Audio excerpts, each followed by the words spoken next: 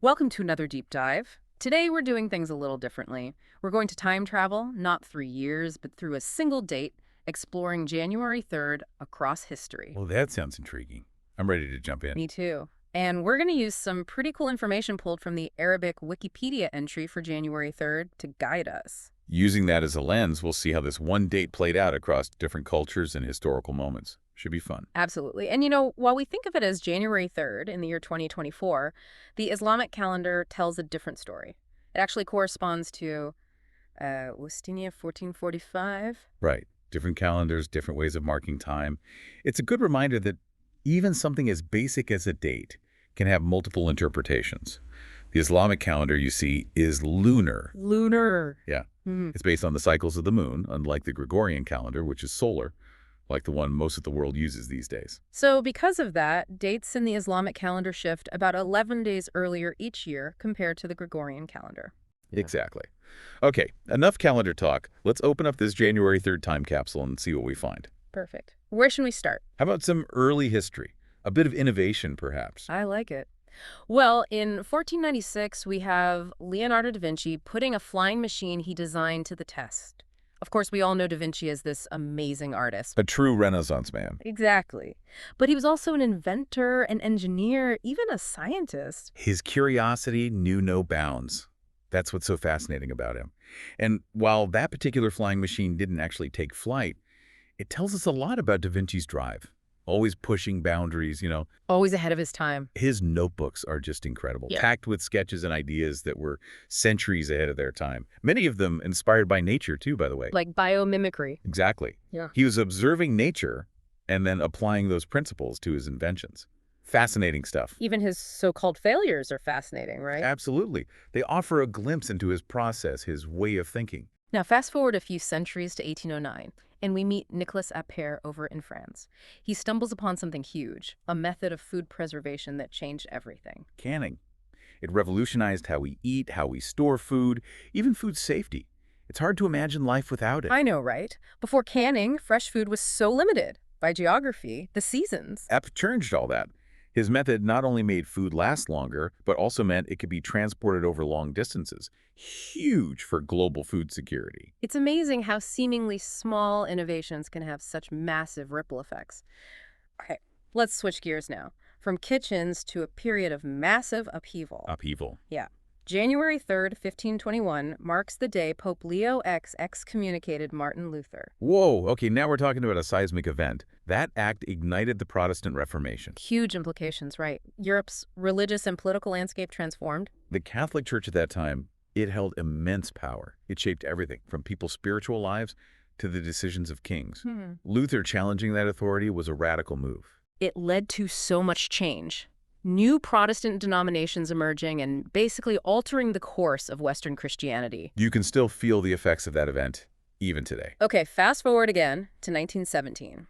This time, we're in the Middle East, witnessing a moment that foreshadowed a whole century of complex geopolitics. Let me guess. The recognition of Sharif Hussein as King of Hijaz by Britain and France. You got it. Okay, for this one, you need some context.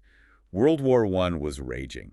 The Ottoman Empire, which ruled Hijaz, was on the side of Germany. Right? Britain, wanting to weaken the Ottomans, saw an opportunity in Sharif Hussein. He was this powerful Arab leader with ambitions. And they played on those ambitions. Exactly. Recognizing him as king was a strategic move.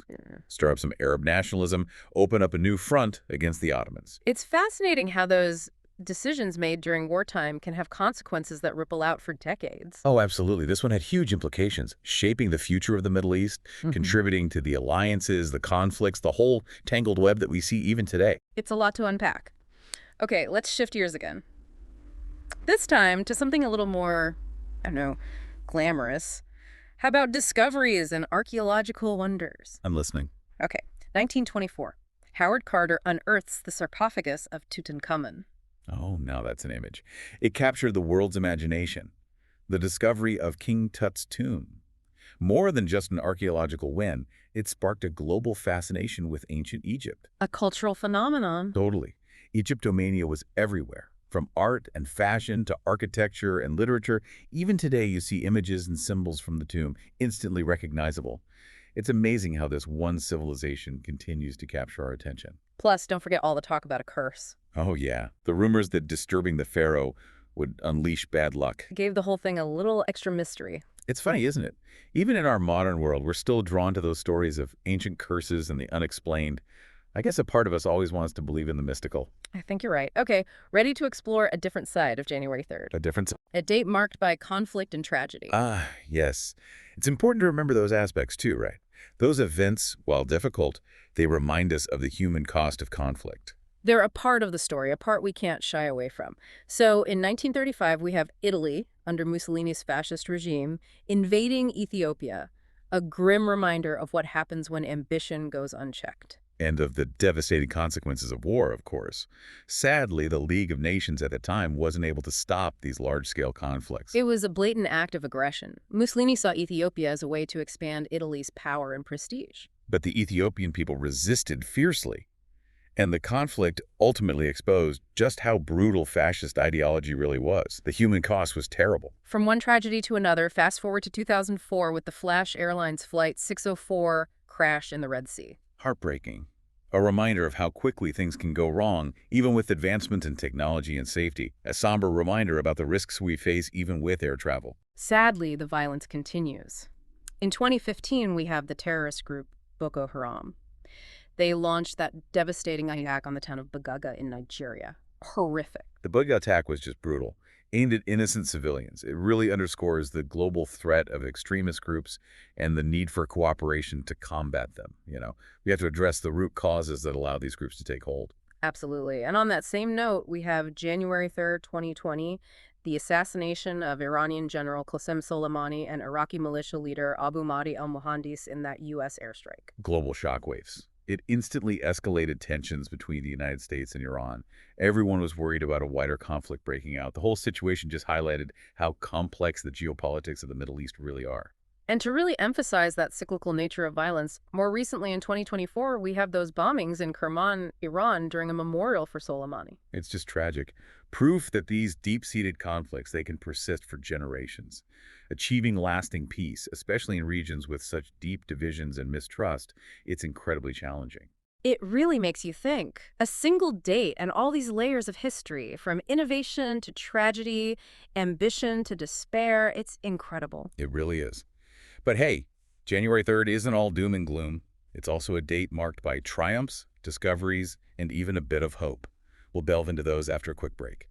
You know, as we delve into all these events, it's also important to remember the individuals who left us on January 3rd throughout history. You're right. Those who shaped the world with their own unique stories and legacies, it's important to acknowledge them too. Adds another layer to our exploration, don't you think? Absolutely. So let's start with Wilhelm Kuno, Chancellor Germany. He passed away on this day in 1933. His time in office was marked by some serious challenges: economic instability, political turmoil, really a difficult period for Germany. It was the aftermath of World War I, and the Great Depression hit Germany incredibly hard. Hyperinflation, unemployment, social unrest. Kuno faced an uphill battle, and sadly his death came just as the Nazi Party was gaining power. Talk about a turning point in history. Okay, then in 1966, we have the passing of Khalid Abdullah al-Salim al-Sabah, a prominent figure in Kuwaiti politics. Al-Sabah was instrumental in Kuwait's journey to becoming an independent nation, served in many important roles, even as Minister of Foreign Affairs. He really helped guide Kuwait through that transition to independence in 1961. And his focus on education and infrastructure, those were key for Kuwait's development. Absolutely. He laid the groundwork for the modern nation we see today. Now, for something completely different, January 3rd, 1967, Jack Ruby, the man who shot Lee Harvey Oswald, dies in custody. This event added a whole other layer of mystery to the Kennedy assassination, didn't it? Oh, absolutely. It was a shock to everyone. And then his trial, his death while waiting for a retrial, it just fueled all those conspiracy theories. Did he act alone? Was it grief, revenge, or was something more sinister going on? Organized crime, a government cover-up. It's a question that's haunted people for decades. And the truth is, we may never really know the full story. Okay, let's shift gears again, this time to the world of literature. In 1988, we have the passing of Rosa Ausländer, a German poet. Ausländer's work is powerful. She wrote a lot about exile, identity, the search for belonging, themes that were deeply personal to her. You see, her life was shaped by the turmoil of the 20th century. She was born into a Jewish family, witnessed war, persecution, displacement. All of that found its way into her poetry. And despite all the hardship, her work has this resilience to it, this ability to capture the human spirit even in the face of adversity. Okay, moving into the 21st century now. In 2002, we have the deaths of two figures in Arab entertainment, Saudi actor Muhammad Al-Ali and Egyptian actress Amina Noor el-Din. Both beloved in their own ways. Ali, he was known for his comedic roles, brought joy to audiences for years. Noor el-Din, she was one of Egypt's leading ladies, so elegant, captivating. Both left behind a legacy of work that continues to entertain and inspire. And in 2008, on January 3rd, the world lost Sharif al-Ami, a Palestinian-Jordanian journalist. Al-Amami was a respected voice in the Middle East, known for his insightful commentary on the region's complex political and social issues. He really challenged conventional narratives, advocated for peace and understanding. He believed in dialogue, in bridging divides. His loss was felt deeply, especially by those searching for a more nuanced understanding of the Israeli-Palestinian conflict. In 2011, we have the passing of Eva Strittmatter, a German writer and poet. Her work often focused on life in East Germany, everyday It's life. fascinating how she captured those nuances, the challenges, the emotions of a divided society. Love, family, nature, it all found its way into her writing. And her style was so simple, so lyrical, yet incredibly powerful. And she resonated with people on both sides of the wall. It's a testament to the universality of human experience, I think. Okay, January 3rd, 2015, a tragic loss. Muath al-Qasasbeh, a Jordanian pilot, was executed by ISIS. Such a horrific act, a stark reminder of the brutality of ISIS, Yeah. their complete disregard for human life. His death really rallied the world against them, solidified that opposition to their ideology. It's a sobering reminder of the fight against terrorism and the importance of global cooperation. And tragically, that same year also saw the deaths of Qasem Soleimani, the Iranian general, and Abu Mahdi al-Muhandis, the Iraqi militia leader, both killed in that U.S. airstrike we discussed earlier. Right. Their deaths shifted the landscape, heightened tensions, especially in the Middle East. It was a moment that really underscored the fragility of peace. Okay, moving on to 2022. We lost Ibrahim Higazi, a prominent Egyptian broadcaster known for his insightful commentary. Higazi had this way of asking tough questions, but with respect. He was engaging, balanced, thoughtful. He had integrity, and real ability to dig deep into complex issues. His loss was a blow to journalism. And that same year, we also lost Kamel Lamoy, an Algerian football player and coach, and Mordechai Ben Porat, an Israeli politician. Each left their own mark on their respective fields. Lamoui contributing to Algerian football, and Ben Porat navigating the complex world of Israeli politics. Their stories, they're not just footnotes. Exactly. Each represents a life lived, a contribution, big or small, to the world around them. It's a good reminder that history is ultimately made up of all these individual stories, these journeys, woven together. Beautifully said. Ready to explore some more events from this fascinating date. Absolutely. Lead the way. All right, let's hop across the Atlantic now and see what January 3rd brought to American history. Back in 1777, right in the thick of the Revolutionary War, you have General George Washington and the American forces scoring a big win against the British at the Battle of Princeton. Oh, that was a crucial victory, especially after a string of setbacks of the Continental Army. Really boosted morale. Showed they could stand up to the British. Sure. Exactly. They used some clever tactics, too. The Battle of Princeton was a turning point. It really reinvigorated the fight for independence, paved the way for more American victories down the road. Okay, from revolution to political shifts, we're jumping to 1874 when General Serrano takes on the presidency of the First Spanish Republic. Ah, yes. A period of major instability in Spain, Yeah. lots of social unrest. The First Republic was a bold experiment, trying to establish democratic governance, but it faced so many challenges. Internal divisions. Yeah, and economic troubles, even the threat of military coups. Serrano's presidency kind of reflects that whole turbulent era. He was overthrown just a year later. Shows how fragile democracy can be. Absolutely. The path to democracy, it's rarely smooth sailing. Okay, back to the Americas now. In 1899, the U.S. occupies Cuba after the Spanish-American War. This was the start of a complicated relationship, right, between the U.S. and Cuba. Very complicated.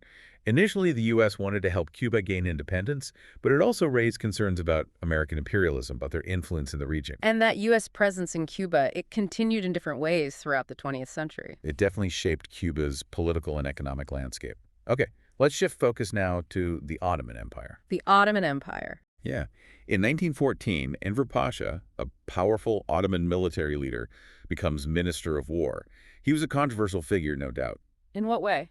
Well, he really pushed for modernization, for militarization, and he played a key role in aligning the Ottomans with Germany in World War I. So his decisions had a major impact on the empire's fate.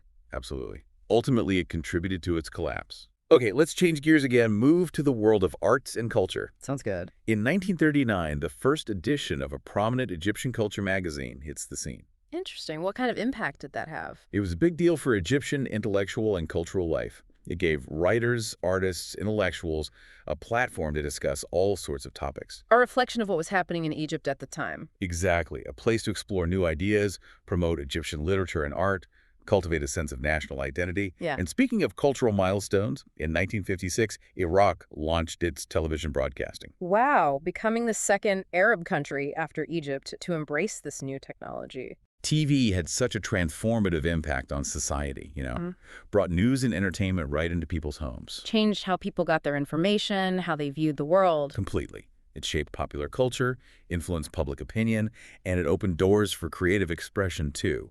Gave Iraqi filmmakers, actors, musicians a whole new way to connect with audiences. 1959 was a big year for the U.S., wasn't it? It was. We talked about Alaska becoming a state, but that same year, the U.S. also decided to sever diplomatic ties with Cuba, a sign of those growing tensions with Fidel Castro's communist regime. And the start of that decades-long embargo, right? Exactly. A major shift in U.S. foreign policy, the start of a Cold War rivalry that played out in the Caribbean. From Cold War tensions to the global stage, in 1970, Kurt Waldheim becomes Secretary General of the United Nations. His tenure was a mixed bag, honestly. On one hand, he helped mediate conflicts, push for peace, oversaw humanitarian efforts. But then there are those controversies. Yeah, later on, there were revelations about his possible involvement with Nazi war crimes during World War II. It cast a dark shadow on his legacy, raised all sorts of questions about accountability, forgiveness, the impact of the past. In 1985, Israel acknowledges its secret operation to airlift Ethiopian Jews, the Falash Mira, out of Ethiopia. Operation Moses. It was a daring humanitarian mission, driven by this desire to reunite Ethiopian Jews with their ancestral homeland. But the secrecy surrounding it and the way they decided who was eligible for rescue, it caused some controversy. It did raise questions about cultural identity, immigration policies, that whole complex relationship between Israel and the Jewish diaspora. Okay, 1990, Panamanian dictator Manuel Noriega surrenders to U.S. forces after a military intervention, the end of a pretty turbulent chapter. Noriega's rule was problematic, to say the least. Corruption, human rights abuses, drug trafficking, it was a mess. The U.S. intervention, while controversial, did lead to his removal and the restoration of democracy in Panama. But it sparked a debate, too, right, about U.S. involvement in Latin America, the use of military force to achieve political goals. It did. It's a complex issue. Okay, now we're getting into the 21st century. The geopolitical landscape is shifting, and we see that reflected in these events. In 2005, Kuwait arrests several of its own military personnel accused of planning attacks against U.S. forces stationed there. This was after the U.S.-led invasion of Iraq in 2003, right? Exactly. Tensions were high in the Middle East. The presence of U.S. military bases, the ongoing conflicts, the political instability, it all contributed to a volatile situation. Increase the risk of those kinds of attacks. Exactly. In that same year, Sheikh Raid Saleh, a leader of the Islamic movement in Palestine, holds a press conference. He makes this claim about a Jewish synagogue existing beneath the Al-Aqsa Mosque. A very sensitive issue, especially given the religious significance of that site for both Muslims and Jews. Hugely sensitive. And while Israel disputed the claim, it ignited tensions, highlighted those deep-seated religious and political divisions that are at the heart of the Israeli-Palestinian conflict. Sadly, in 2009, we see that conflict escalating, with Israel launching a ground invasion of the Gaza Strip, Operation Cast Lead. It resulted in a lot of casualties, widespread destruction. It drew international condemnation, reignited that debate about the proportionality of military force, the protection of civilians, and the urgent need for a lasting peace agreement. Wow, what a journey this has been. We've explored so much, from innovation and tragedy to political upheavals and cultural shifts, all on a single date, January 3rd. Who knew one day could hold so much history? It's mind-boggling, isn't it? We've covered centuries and continents. Leonardo da Vinci's flying machine, the complexities of the Middle East, the birth of Tolkien, the discovery of King Tut's tomb. It's been a fascinating deep dive. And for our listeners, I hope this has sparked some curiosity, some new connections, maybe even some questions you hadn't considered before. Absolutely. We encourage you to explore further, dig deeper into the events and figures that caught your attention. Every historical event is a gateway to more knowledge, more understanding. And who knows, maybe this deep dive will inspire you to do a little time traveling of your own. Until next time, keep questioning, keep exploring, and keep learning.